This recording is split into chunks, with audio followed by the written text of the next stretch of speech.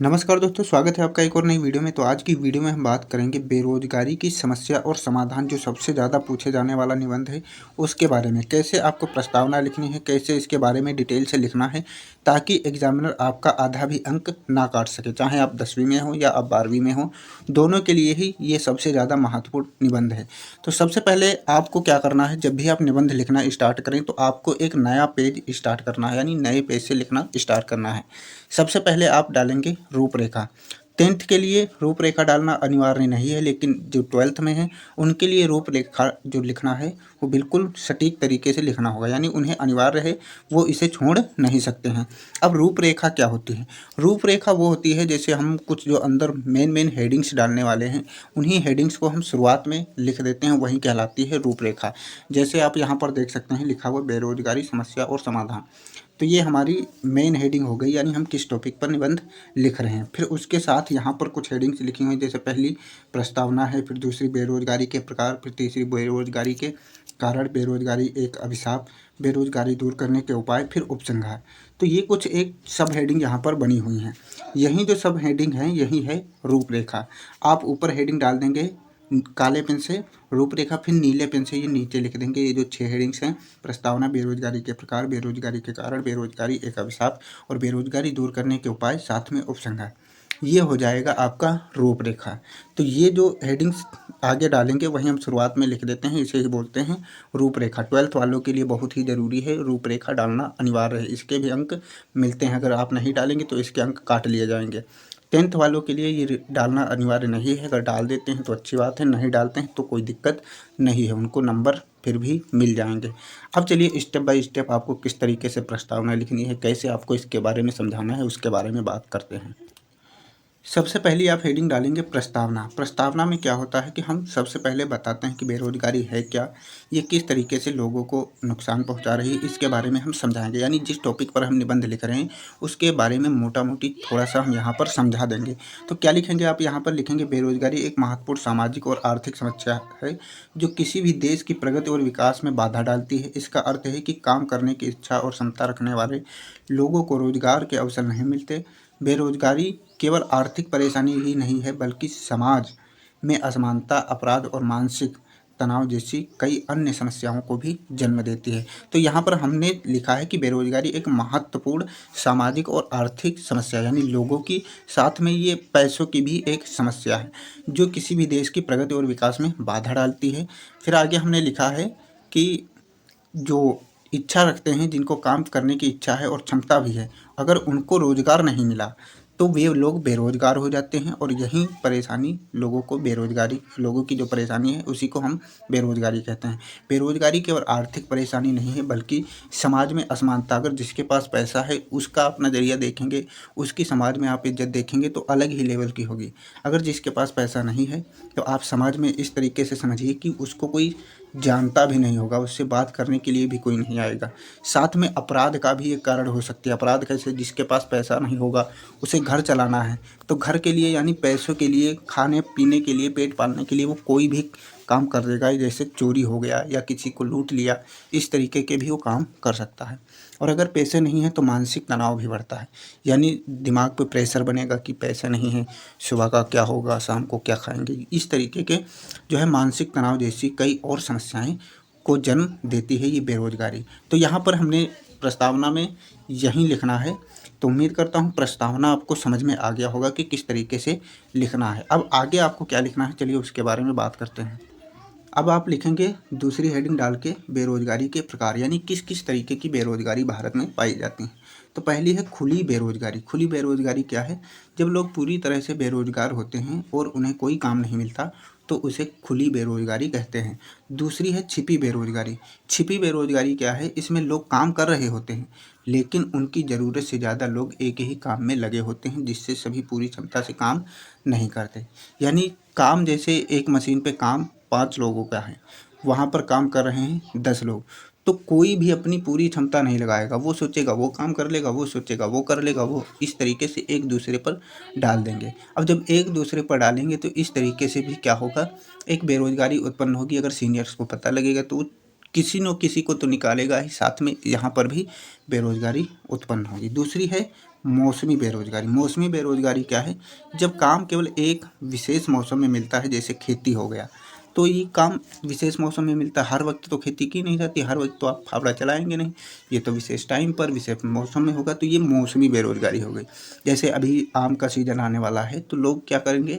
आम बेचना चालू कर देंगे। तो ये तो मौसम पे डिपेंड करता है, सीजन पर डिपेंड करता है कि आम बेचकर कुछ पैसा कमा लिए। और जैसे ही ये सीजन का ख़त्म होगा, फिर आम बेचना कहाँ से? फिर बेरोजगार हो जाएंगे। तो इस तरीके की जो बेरोजगारी है वो मौसमी बेरोजगारी कहलाती है। अगला है प्रछन्न बेरोजगारी। प्रछन्न में इसके क्या लिखना है? इसमें लोग काम तो कर रहे होते हैं, लेकिन उनका काम उत्पादन में कोई खास योगदान नहीं देता। यानी काम कर कर रहे हैं, जैसे दिन भर काम कर रहे हैं, हाथ पे पैर बंद नहीं किए हैं, लेकिन काम बिल्कुल ना के बराबर किया है। तो इस तरीके की जो बेरोजगारी होती है उसे प्रछन्न बेरोजगारी कहते हैं। देखिए, इसकी मैं बिल्कुल फ्री में पीडीएफ भी आपको प्रोवाइड करा दूंगा। लास्ट में बता दूंगा कि आप कैसे पीडीएफ डाउनलोड कर सकते हैं। अभी आपको समझना है, ध्यानपूर्वक समझते हुए चलना है, किस तरीके से आपको लिखना है उसके बारे में। अगली आप हेडिंग डालेंगे बेरोजगारी के कारण। बेरोजगारी किस किन तरीकों से उत्पन्न होती है उसके बारे में क्या पहली हेडिंग डालेंगे? शिक्षा की कमी। अगर लोगों के पास सही शिक्षा और कौशल नहीं होते तो उन्हें अच्छी नौकरी नहीं मिलती। अब मान के चलिए आपको चाहिए एक स्किल्ड वर्कर। स्किल्ड वर्कर जो मकान बनाने के लिए लायक हो। अब उससे आप कोई औजार मंगाएं, पता चले उसको औजार के बारे में ही ना पता हो, दूसरा औजार लाए, तो इससे भी क्या होगा कि जो सीनियर होगा, जो मिस्त्री होगा, उसका दिमाग ख़राब होगा, वो उसे निकाल देगा। तो इस तरीके से भी क्या होगी? बेरोजगारी होगी। और लोगों के पास सही शिक्षा और कौशल नहीं होगा तो बेरोजगारी उत्पन्न होना संभव है। यानी जिस काम में वो जा रहा है उसकी उसके पास क्षमता और कौशल होना चाहिए, ताकि उसे वो अच्छे से कर सके। अगर आप जा रहे हैं लैपटॉप चलाने के लिए और आपको कुछ पता नहीं है उसके बारे में, कैसे ऑन होगा, कौन सा बटन क्या काम करता है, तो क्या आपको लैपटॉप के लिए नौकरी मिलेगी? नहीं मिलेगी। आप वहाँ पर कोई काम नहीं कर सकते। यानी आपको सही शिक्षा होनी चाहिए और कौशल होना चाहिए। जिस काम में जा रहे हैं उसके आपके पास नॉलेज होना चाहिए। तो शिक्षा की कमी भी बेरोजगारी का कारण है। दूसरा है जनसंख्या वृद्धि। ज़्यादा ज़्यादा जनसंख्या होने से हर किसी के लिए रोजगार के अवसर कम हो जाते हैं। अब मान लीजिए कि हर किसी को नौकरी तो मिल नहीं सकती। जैसे गवर्नमेंट में देख लो, 10,000 वैकेंसी आती हैं, फॉर्म पड़ जाते हैं करीबन 20 लाख। 10,000 पर 20 लाख फॉर्म पड़ जाते हैं, जिसमें सेलेक्ट होने कितने हैं? सिर्फ 10 लाख। बाकी बाकी लोग क्या हैं? बेरोजगार। क्योंकि हमारे यहाँ जनसंख्या ही इतनी ज़्यादा हो चुकी है। तो ज़्यादा जनसंख्या भी बेरोजगारी का कारण बनती है। दूसरा है औद्योगिक विकास की कमी। अगर नए उद्योग और कंपनियां नहीं खुलते तो रोजगार के नए अवसर भी नहीं बनते। अगर आपके इलाके में कोई कंपनी नहीं है, आप कहीं दूर जाते हैं 1,000-2,000 किलोमीटर दूर काम करने के लिए, फिर अगर आपके गांव के आसपास कोई कंपनी खुल जाए तो आपको दूर जाने की ज़रूरत नहीं पड़ेगी। यानी कुछ लोगों को वहाँ पर रोज़गार मिल जाएगा। तो अगर नए उद्योग और कंपनियां ही नहीं खुलेंगी तो नए लोगों को रोज़गार कैसे मिलेगा?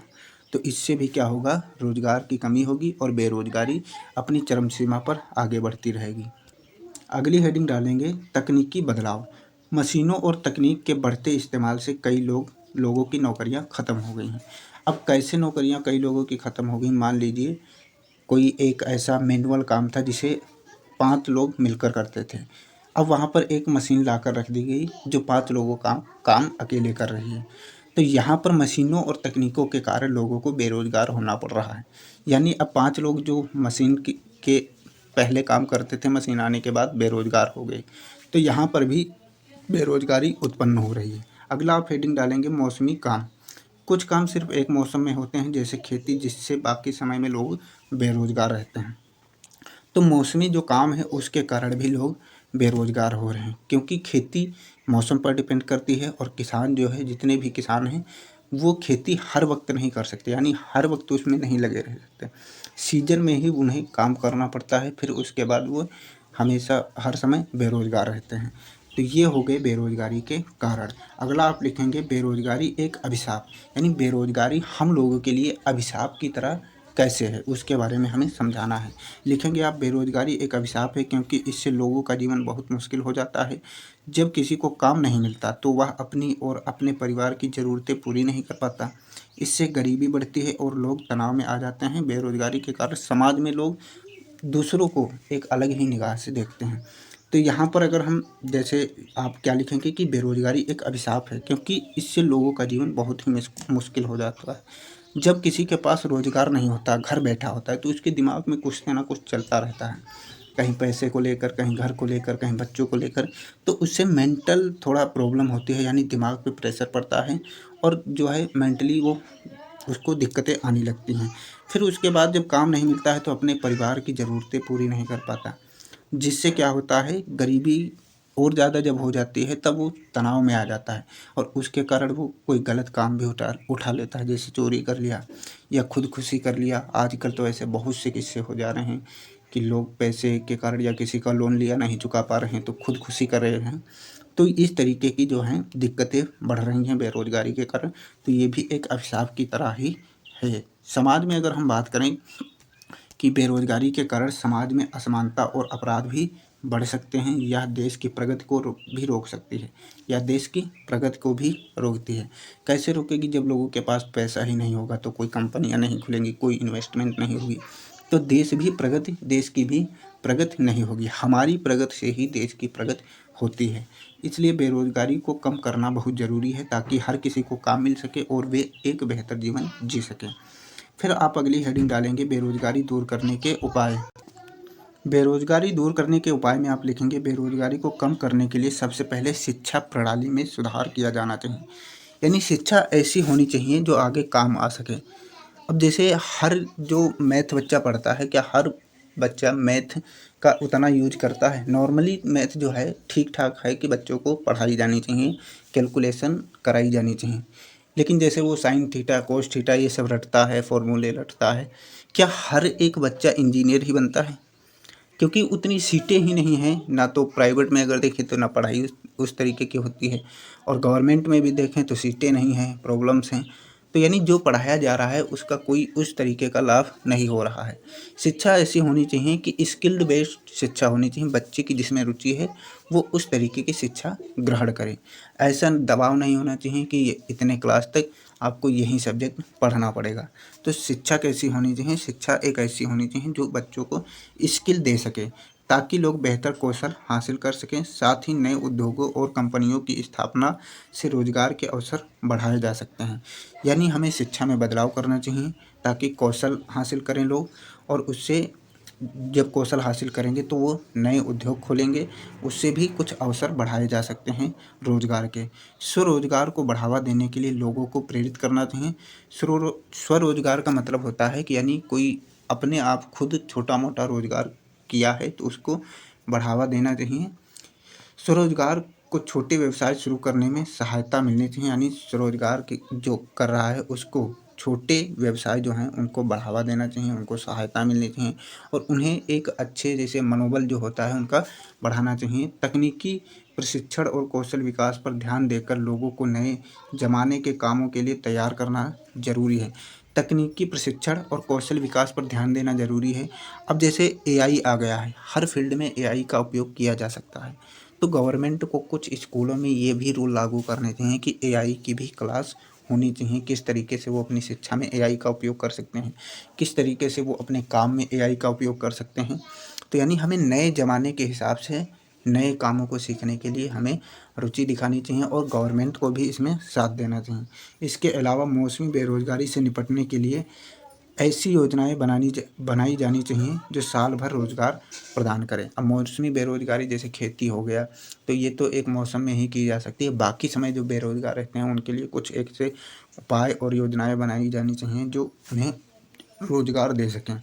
तो ये आप लिखेंगे इसके उपाय में, यानी बेरोज़गारी दूर करने के उपाय में। अब आगे आप लिखेंगे उपसंहार। उपसंहार में आप अपनी तरफ से क्या समझाना चाहते हैं, क्या बताना चाहते हैं, क्या आपको समझ में आया इतनी देर से, तो वो आप यहाँ पर लिखेंगे। अब बेरोज़गारी एक गंभीर समस्या है जो व्यक्ति, समाज और देश की प्रगति में बाधा डालती है। इसे दूर करने के लिए शिक्षा, कौशल विकास और रोजगार के नए अवसर पर ध्यान देना जरूरी है। अगर सही कदम उठाए जाएं तो बेरोजगारी को कम किया जा सकता है और हर व्यक्ति को एक सम्मानजनक जीवन मिल सकता है। यानी सरकार सही दिशा में कदम उठाए तो बेरोजगारी से निपटा जा सकता है। यानी हम ये नहीं कह सकते कि 100% बेरोजगारी दूर हो जाएगी, लेकिन कुछ हद तक बेरोजगारी जो है वो अच्छी खासी हो जाएगी, यानी दूर हो जाएगी। तो यहाँ तक आपको लिखना है इस निबंध में। स्टेप बाय स्टेप मैंने समझाया है कि कैसे प्रस्तावना डालनी है, कैसे प्रकार, कैसे कारण, कैसे इससे ये अभिशाप किस तरीके से है, फिर इसको दूर करने के उपाय, फिर आपके दिमाग में क्या चला अब तक वो, यानी उपसंहार किस तरीके से लिखना है, सब कुछ मैंने बताया। अगर आपको वीडियो पसंद आई हो तो चैनल को सब्सक्राइब कर लीजिए, दोस्तों के साथ शेयर करके वीडियो को लाइक कर दीजिए। अब हम बात करते हैं कि आप इसकी बिल्कुल फ्री में PDF कैसे डाउनलोड कर सकते हैं। PDF डाउनलोड करने के लिए आपको जाना है टेलीग्राम में, वहाँ पर सर्च करना है BRGK बाई विपिन। वहाँ से इस लोगों का एक चैनल दिखेगा जिसमें आप ज्वाइन होकर इसकी बिल्कुल फ्री में PDF डाउनलोड कर सकते हैं। या तो आप लिंक नीचे डिस्क्रिप्शन में है, वहाँ से क्लिक करके डायरेक्ट टेलीग्राम में जाकर PDF डाउनलोड कर सकते हैं। मिलते हैं नई वीडियो में, तब तक के लिए चैनल को सब्सक्राइब कर लीजिए। जय हिंद।